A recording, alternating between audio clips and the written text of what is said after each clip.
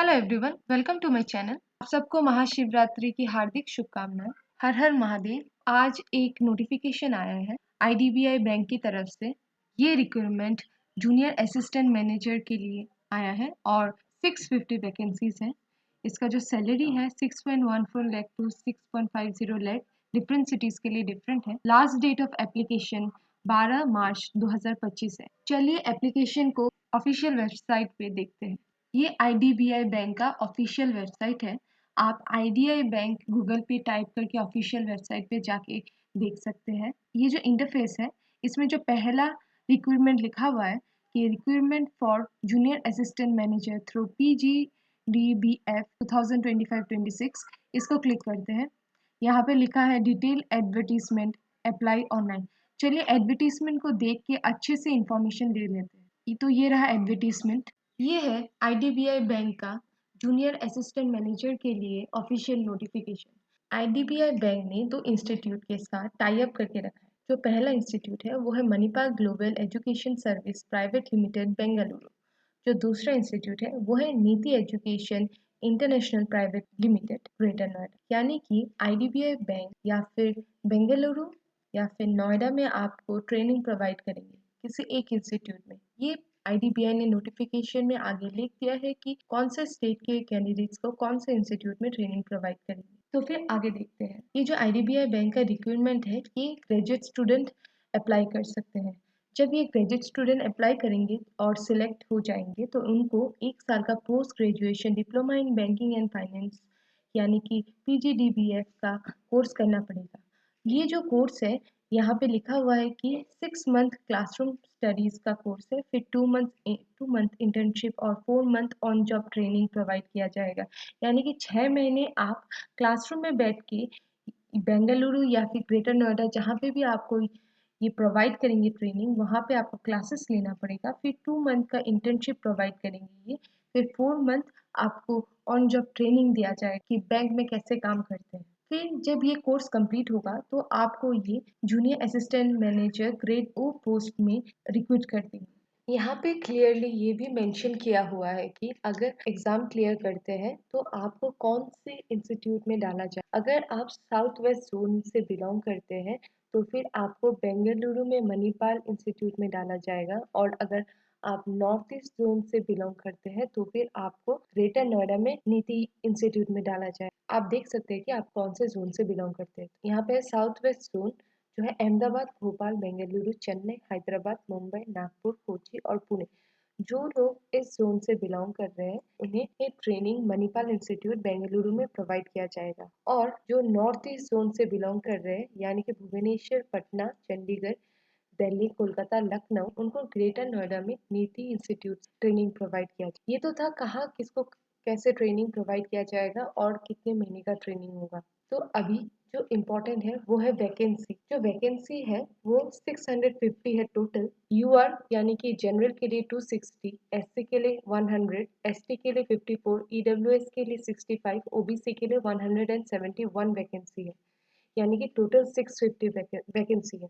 जो age limit है वो आपका काउंट होगा 1 मार्च 2025 तक। यानी कि आपका एज 1 मार्च 2025 तक कितना हुआ है। मिनिमम एज 20 से 25 होना चाहिए। जो मैक्सिमम एज 25 है वो आपके पास अगर कोई कैटेगरी है, आप आप अगर कोई किसी कैटेगरी से बिलोंग करते हैं तो फिर आपको एज रिलैक्सेशन भी मिलेगा। चलिए देख लेते हैं एज रिलैक्सेशन क्या है। सो अगर आप स्केड्यूल कास्ट या फिर स्केड्यूल ट्राइब से बिलोंग करते हैं तो फिर आपको 5 इयर्स का एज रिलैक्सेशन मिलेगा। यानी कि आपका एज अगर 30 है तो फिर आप अप्लाई कर सकते हैं 20 से 30 एज तक।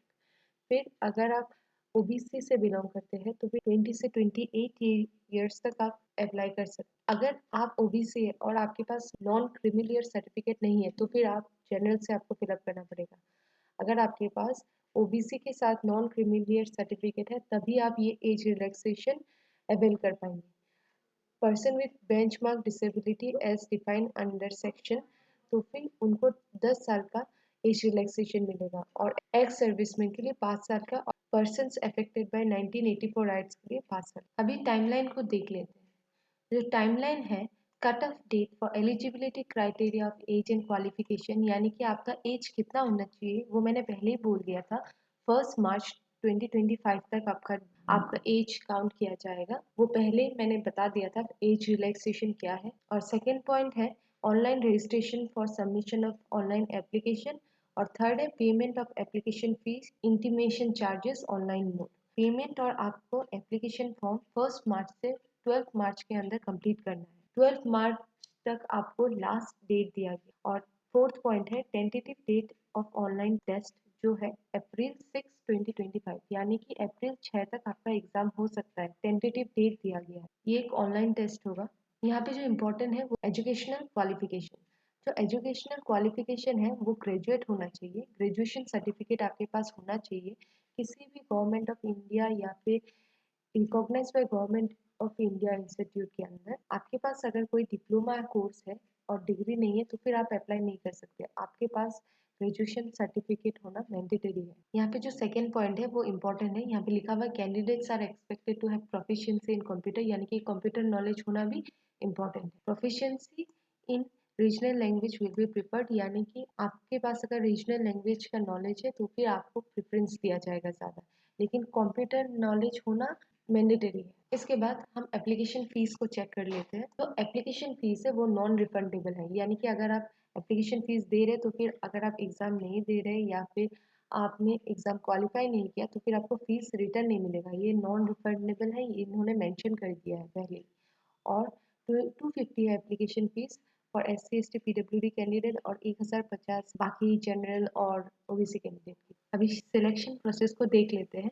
जो सिलेक्शन प्रोसेस है वहाँ पे एक ऑनलाइन टेस्ट होगा। जो ऑनलाइन टेस्ट होगा उसमें logical reasoning, data analysis and interpretation, English language, quantitative aptitude, general economic, banking awareness, यानी कि रीजनिंग, इंग्लिश, क्वांट और GA और PA आएगा। जो लॉजिकल रीजनिंग और डाटा एनालिसिस यानी कि रीजनिंग है उसमें 60 क्वेश्चन 60 मार्क्स और 40 मिनट्स अलॉटेड रहेंगे। इंग्लिश लैंग्वेज में 40 क्वेश्चंस 40 मार्क्स और 20 मिनट्स अलॉटेड रहेंगे। और क्वांट में 40 क्वेश्चंस 40 मार्क्स और 35 मिनट्स अलॉटेड रहेंगे। और GA में 60 क्वेश्चन 60 मार्क्स और 25 मिनट्स अलॉटेड रहेंगे। वैसे ये जो एग्ज़ाम है वो इतना टफ नहीं होता है कंपेयर टू दूसरे banking exams, PO level exam. ये एग्जाम थोड़ा सा इजी लेवल में रहता है। यहाँ पे एज यूजुअल नेगेटिव मार्किंग होता है जो 1/4 होता है। आप ये याद रखिएगा जो ये एग्जाम जो है इतना टफ नहीं होता। ये एग्जाम देने के बाद आपका सिलेक्शन कैसे होगा वो एक बार देख। एग्जाम देने के बाद 3/4 ऑफ द ऑनलाइन स्कोर, जो आपको स्कोर आएगा उसका 3/4 मार्क्स लिया जाएगा और 1/4 ऑफ इंटरव्यू स्कोर। आपका एक इंटरव्यू लिया जाएगा, उस इंटरव्यू में जितना भी स्कोर आएगा उसका 1/4 लेंगे और ऑनलाइन टेस्ट का 3/4 स्कोर लेंगे और फाइनल जो आएगा उससे आपका मेरिट लिस्ट निकल जाएगा। इसके बाद हम डिस्कस करते हैं career prospects and MOU. Selection के बाद क्या होगा? सिलेक्शन के बाद आपको ट्रेनिंग दिया जाएगा। वो जो ट्रेनिंग रहेगा वो 6 मंथ का होगा। 6 मंथ में आपको 5000 रुपीज स्टाइपेंड मिलेगा और आपको एक अमाउंट पे करना पड़ेगा कोर्स लेने के लिए। वो अमाउंट आपके पास अगर आप तब पैसे नहीं है तो आप लोन भी ले सकते हैं बैंक से। 2 मंथ्स का इंटर्नशिप पीरियड है, उसमें आपको स्टाइपेंड 15,000 रुपये मिलेंगे। और इसके बाद जब आप ज्वाइनिंग करेंगे, after joining the bank services junior assistant manager grade O and subject to successful completion of the internship program, internship और ट्रेनिंग दोनों कंप्लीट होने के बाद तो आपको CTC यानी कि जो सैलरी होगा वो 6 लाख से 6.5 लाख तक मिलेगा अगर आप सिटी A में है। डिफर करेगा आप कैसे सिटी में आपको जॉब मिले। तो ये बहुत अच्छा अपॉर्चुनिटी है और एक बहुत अच्छा वैकेंसी भी है। अगर आप चाहें तो इसका अप्लाई कर सकते हैं और चैनल को सब्सक्राइब कर